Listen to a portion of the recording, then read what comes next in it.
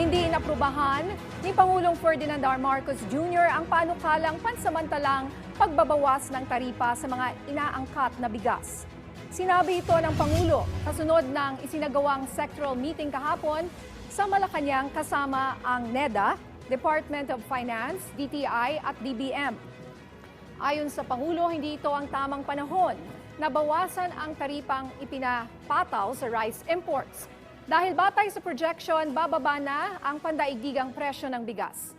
Suportado naman ito ni NEDA Secretary Arsenio Balisacan at Agriculture Undersecretaries Leocadio Sebastian at Mercedita Sombilia.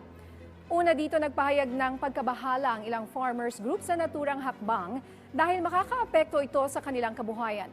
Samantala, sinabi naman ni Pangulong Marcos Jr. na pag-aaralang mabuti ang usapin kung dapat na nga bang alisin ang price cap sa bigas.